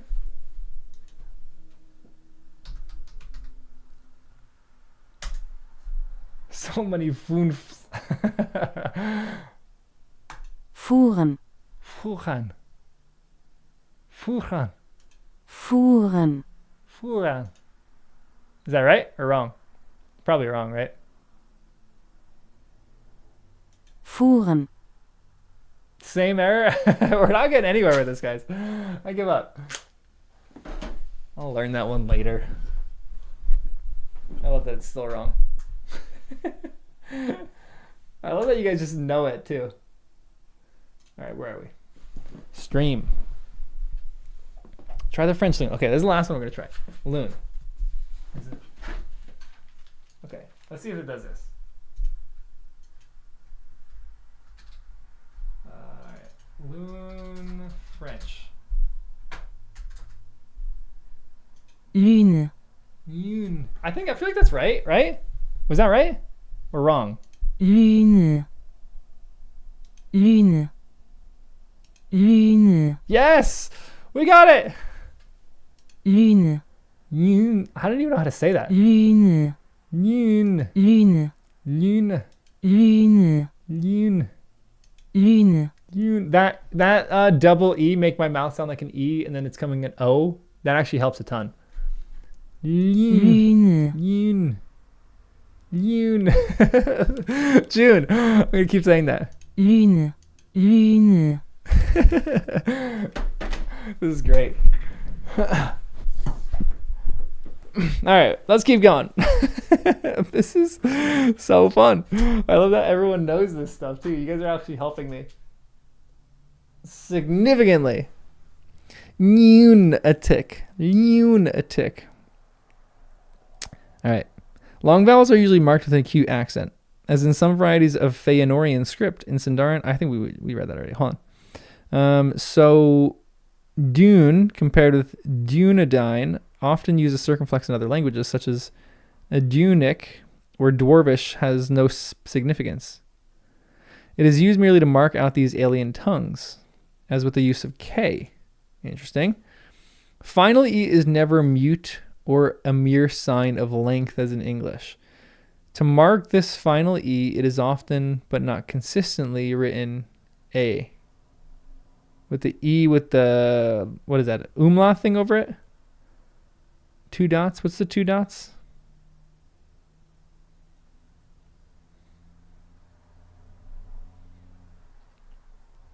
Yoon. An umlaut. Okay, thank you. Yeah, a diaeresis, not an umlaut, because the umlaut is the little wavy thing, right? Oh, man, this is like learning how to speak a new language.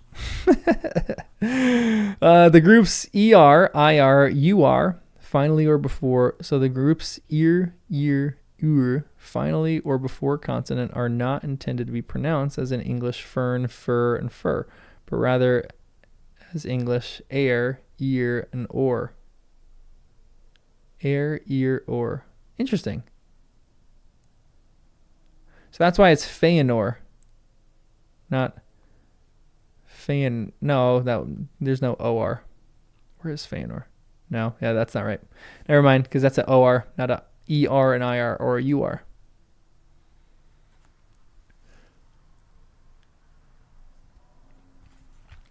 In Sindarin, the diphthongs are written I, A, O, U, and OW. Other combinations are not diphthongal. That's a great word. Diphthongal.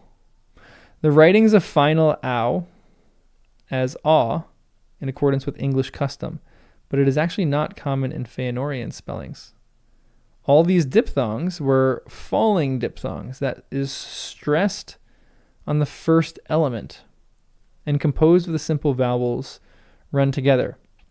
Thus I, A, Oi, U are intended to be pronounced respectively as the English vowels in Rai, not Ray, gray, boy, ruin, and Oa, as in loud, how, and not as in English, or not as in laud or haw, ow. There is nothing in English closely corresponding to A, E, I. So there's nothing as A, Oi, Ui, I, and ow maybe pronounces I or Oi. Whew. Diphthongization. Diphthongization. Ruin is close for Ui. Okay. That's gonna, I need a chart on my wall to remember some of these things. All right. The stress. Here we go. The position of an accent or stress is not marked, since in Eldarin languages concerned, its place is determined by the form of the word. In words of 2 syllables, it falls in practically all cases on the first syllable. Okay, that's helpful. In longer words, it falls on the last syllable but 1, where that contains a long vowel. a diphthong, or a vowel followed by 2 or more consonants.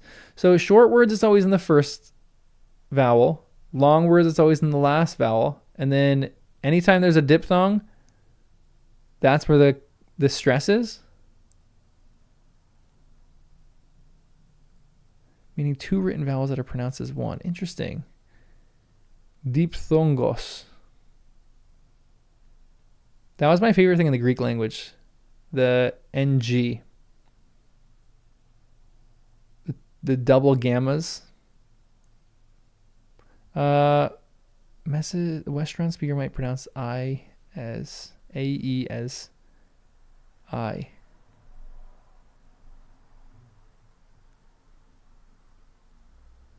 Bombadil. Bombadil.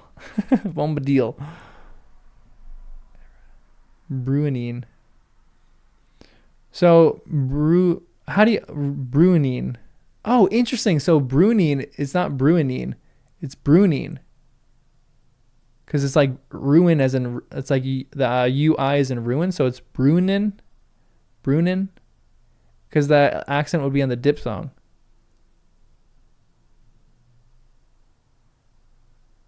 That's interesting. But wait, hold on. Because the UI should be pronounced as in... UI are intended to be pronounced respectively as vowels in English. Ruin. Bruinin. Brunin. Bruin. Bruinin. Brunin. Right?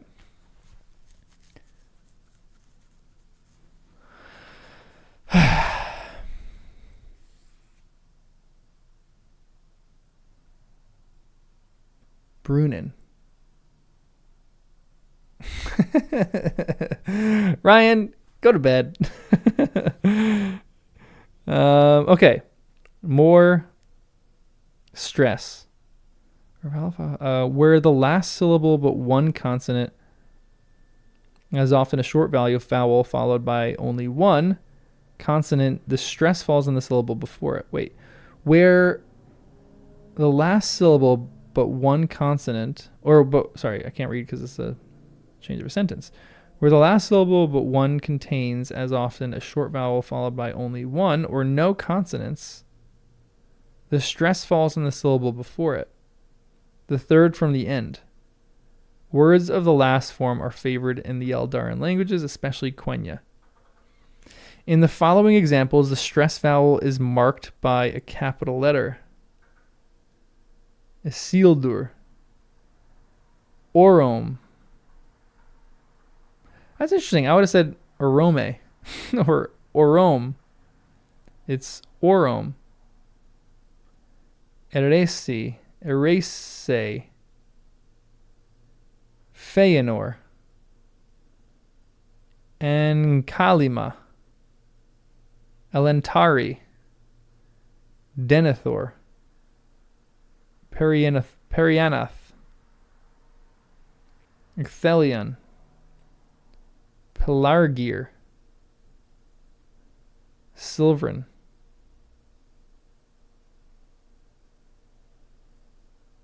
Words of the type, this is Orome is right, but was that just a name that they capitalized?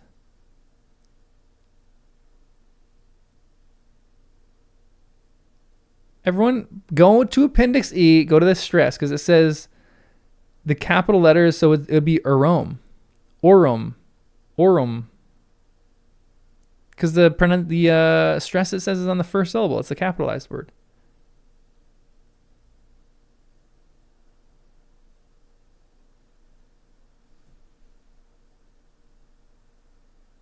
Eresia.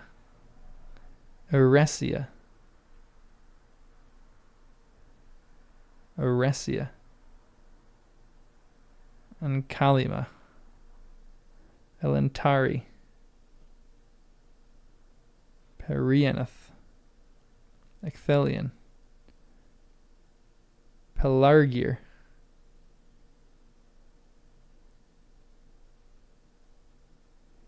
Okay, the 2 dots on the end of an E. Okay, that helps. So it's 3 syllables. Orome.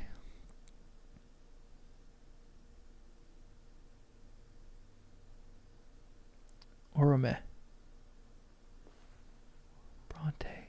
Orome. It would be no, it would be Orome? Orame or Orame? I think it'd be Orama, right? Orami? Orame? Orama? That's all I got on that one. All right, let's keep going on.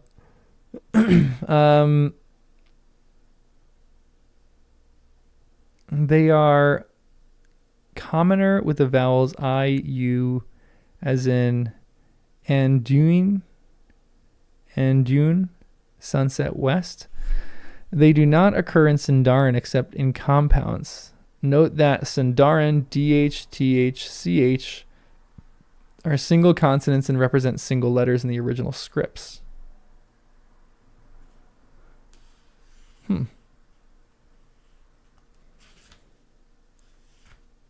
Interesting. It's May. Okay, thank you. Thank you, Nemo. I look up and I just see May. It's gonna be May. Meh is the closest. Uh-oh, we got controversy going on. Beyonce, that's a great example. But there's no accent mark over the E, so shouldn't it be Orome? Orome? Orome? Not M. What would it be? Orome? That's great. You find the controversy to be meh. So E is never silent at the end. Yes. It's not English. It's true. But this one was saying that it's not silent at the end, but at the same time, if it's like Bronte, when it has like the umlaut or the diphthong, or not the diphthong, the little diaeresis above it.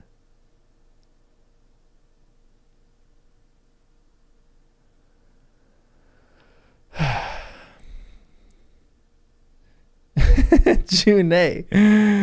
You should put a diphthong over, or not a diphthong. I keep saying diphthong. You should put a diaeresis above the E in your name, June, so we can remember that. June. Okay, let's read this final note and then we're going to end, because I need a cold shower after this. In names drawn from other languages than Eldarin, the same values for the letters are intended, were not specifically described above, except in the case of Dwarvish. In Dwarvish, which did not possess the sounds represented above by the TH and the CH, and the CHs or the KH, TH and KH are aspirates. That is T or K followed by an H, more or less, as in backhand or outhouse.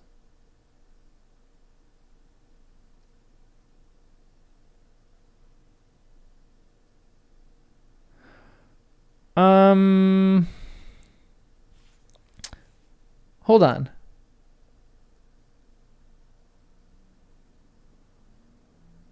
Is Karathras is Quenya or Sindarin? So what are the dwarves? Wait, what were the dwarves' names for that? It's Sindarin, but why did the dwarves not rename those things? Well, wait, what? Keled Zaram. Was it Keled Zaram? Was that mountain?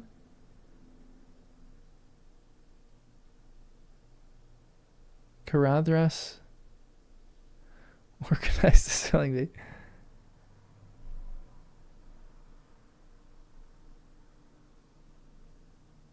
Dwarvish is secret. So we don't know their names.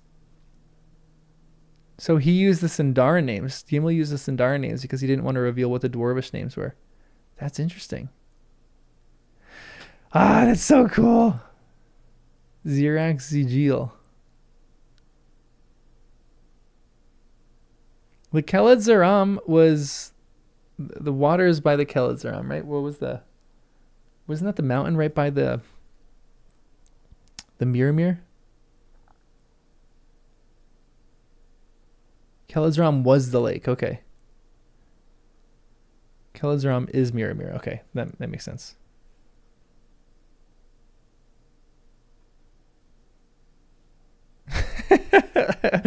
Do we have any dwarves in the chat? That's great. Barazanbar. Kairadhras is Barazanbar. Interesting. Glass water. Ooh. Khudzul. Honestly, that would be a hot name for a DJ. Okay, I'm going to keep reading. This is actually interesting. I like the Dwarven language, even though no one knows it. Where Z occurs, the sound intended is that of the English Z. GH in Black speech and Orcish represents a back spirant. A back spirant. How do I do a back spirant? Related to G as in DH to D as in gach and ach. Aspirant, is that just like spittle? Like almost like rolling your R's but in the back of your throat? Like rolling your G's? Just, okay, so chutzpah. Voiced Elvish CH. Okay, perfect, that makes sense. I wish they give me examples to speak in Dwarvish. The outer or mannish names of the dwarves have been given northern forms, but the letter values are those described. So also in the case of the personal and place names of Rohan, or Rohan. Doesn't someone say that in the movies now? Where doesn't Saruman go, Rohan, my lord, is ready to fall? I gotta rewatch that now. In the Two Towers, I think he says it. What's his name? Christopher Lee, doesn't he say, Rohan, my lord, is ready to fall? Anyway. So they also, in the case of personal and place names of Rohan, where they have been modernized, where they have not been modernized, except that EA and EO are dipthongs, which may be represented by the EA of the English bear, and the EO of Theobald. Y is the modified U. The modernized forms are easily recognized and are intended to be pronounced as in English. They are mostly place names as Dunharrow for Dungharg, except Shadowfax and Wormtongue. Huh. I wish I knew how to speak Dwarvish. That feels like a fun language. One day, maybe. One day. Tolkien translated to the Old Norse. That's interesting.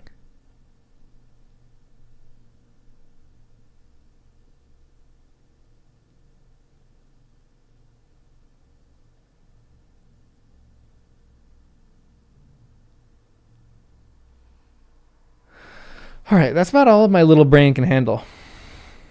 You guys said the writing section wasn't that important? I kind of want to read about the writing section. Maybe I'll just do this on my own time. Yeah, this is just this is like formation of languages. I'm sure this would be so I actually think this would be kind of fascinating to read.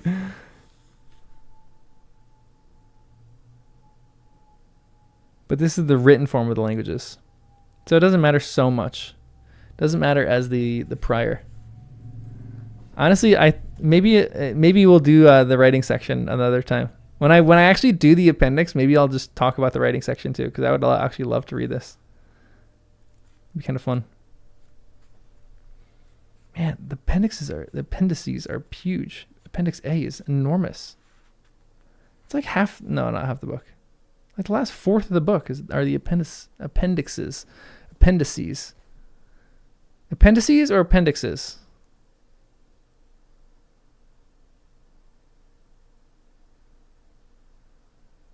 What's your guys' favorite one? Size Queen? All right, I'm going to call it that for that one. I'm going to read the appendices. Okay, good. I'm going to read the next Lord of the Rings chapter probably the end of this week. I think I have like 3 more essays that I want to write about. Let me actually pull that up and give you guys the insider scoop. There's a quick one about Baragond coming out tomorrow. That one was just like me walking through Baragond as like a cool side character. I want to write probably one on Tuesday about the difference between Baragond's wisdom and Denethor's wisdom. I want to write about that. Then I want to write a section on Bearjol and just how like that was such a funny moment when they were like talking about wrestling and Bearjol's like, my dad can beat up your dad. And then I'm potentially going to write one on the last little section of the end of this chapter. The darkness has begun, there will be no dawn. Because that was a really interesting way to end a chapter. So that'll probably take us till Thursday or Friday. Beargill, sorry, yeah. I literally just read the appendixes about how to pronounce things and I mispronounced because there's no such thing as a soft G. Okay, that one I can remember. Beargill. But yeah, so I'll probably read. I'll probably have everything written and maybe uploaded into YouTube by Wednesday. So maybe like middle of this week I'll do another chapter. I'll do the next chapter, which is the passing of the great company, which is another long chapter actually.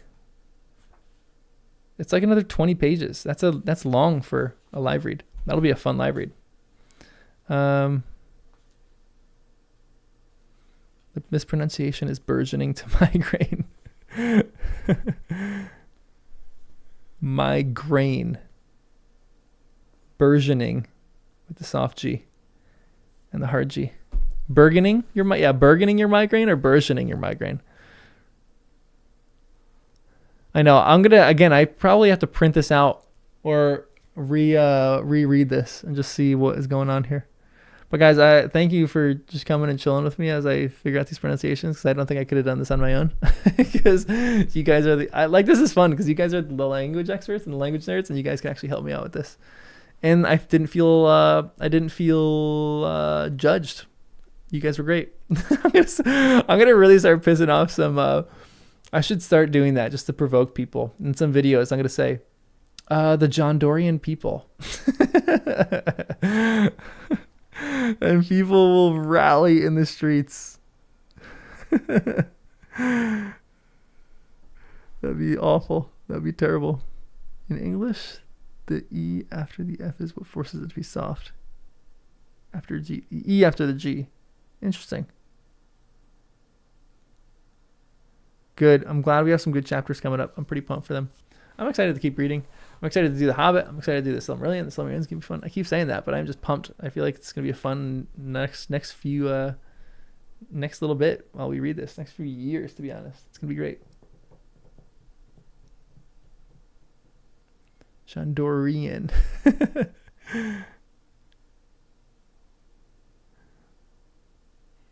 Remember with this chapter, Tolkien included it in his primary work because of how important it is. So the next chapter coming up.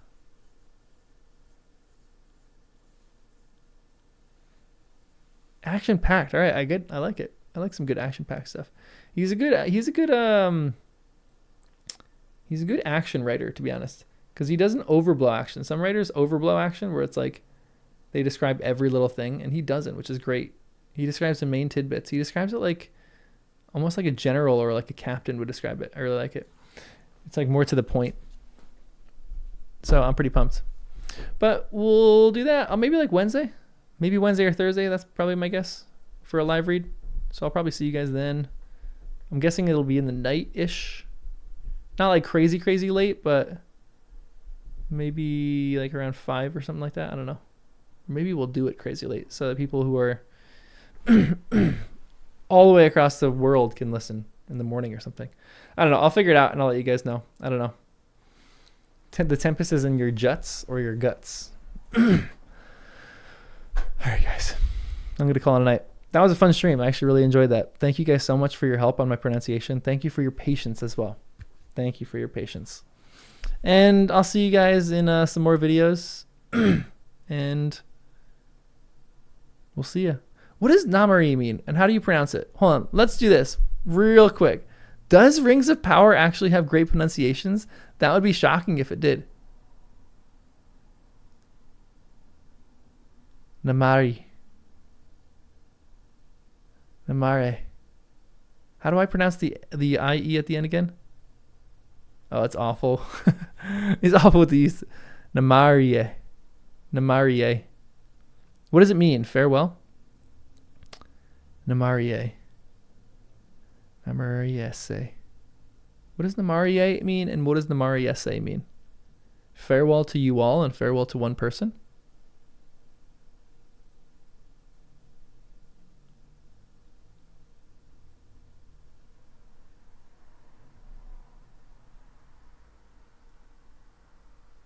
I have different people saying different things. So Namarie. Namarie.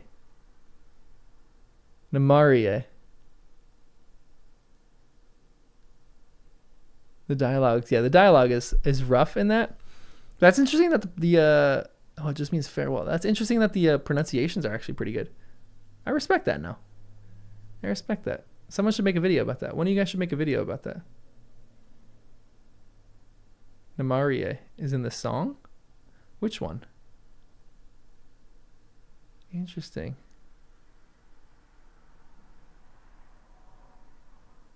I gotta rewatch that.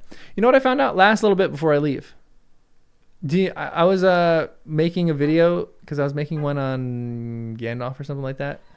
Oh, being a grandpa. And he says that the Faramir line about how they built things greater for the people who were dead than the people who were alive. He says that after they meet Denethor and after they're walking out to look over the whole realm of Gondor on that little long little tall thing. That's crazy to me. I didn't even realize that. I feel like the next time I watch Lord of the Rings, I'm going to be like, oh no, this character didn't say this. It was this character. And I think it's going to make me mad. But we'll see. We'll see. All right, everyone. That's all I have to say about that. Thanks for helping me with pronunciations. Thanks for just chilling with me. This is fun. Fun little stream. And I'll see you guys sometime soon. Probably another live stream, I guess, on Wednesday or Thursday. That's the deal. I'll see you guys. Peace. Everyone, again, say goodbye. Namarie. That's what she says. It has been fun. This was actually a lot of fun. Have a great night, guys.